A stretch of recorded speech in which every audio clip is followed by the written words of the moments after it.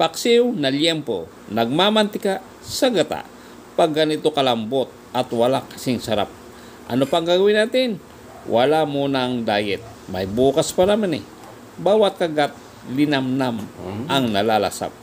Tara, start na tayo sa pagluluto. Alright mga papsi, mayroon tayo ditong 600 grams na liempo. Hiniwa ko na ito, sinugasan ko na rin. I-season na lang natin, lagyan natin ng kunting asin, kunting paminta. Saka natin haluin. Haluin lang natin para mag-mix yung nilagay nating pampalasa. Pwede na to, babad lang natin 4 na pirasong talong.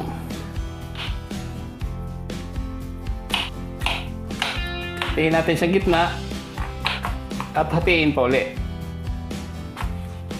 Ilagay lang natin sa ating bowl, tabi muna natin. Maglagay lang tayo ng mantika. Pag mainit na yung mantika, lagay na natin yung ating talong. Pwede na natin baliktarin.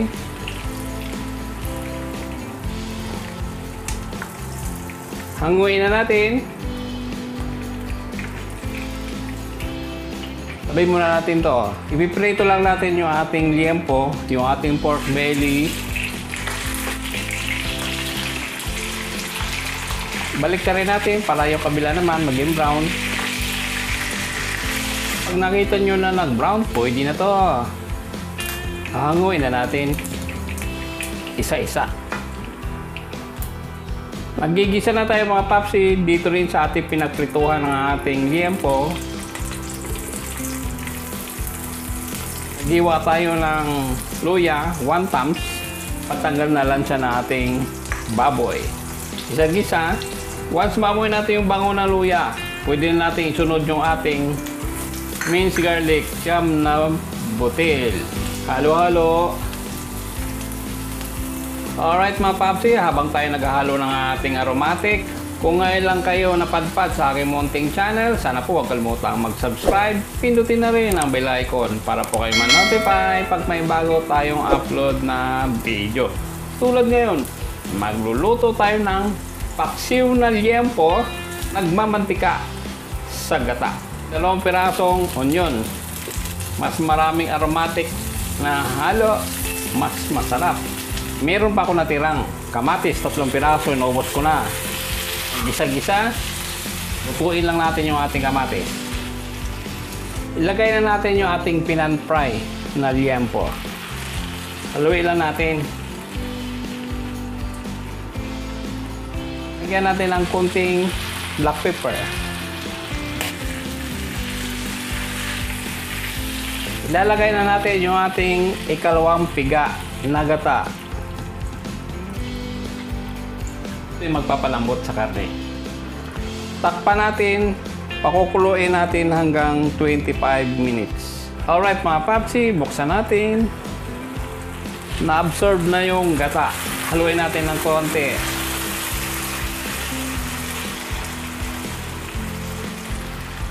Ilagay na natin yung unang piga ng gata.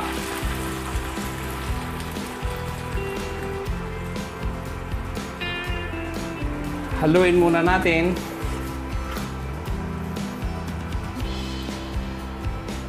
Ilagay na rin natin yung ating suka, 1/2 cup. Ayon sa mga nakakatanda, huwag haluin.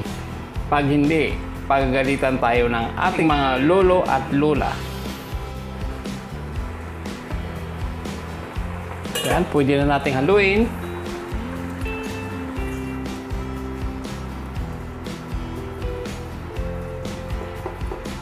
Napatis.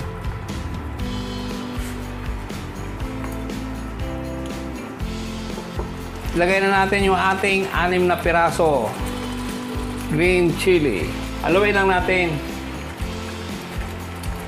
Sunod na rin natin yung ating pichay. Takpan muna natin, hayaan muna nating umimpis. Balikan natin.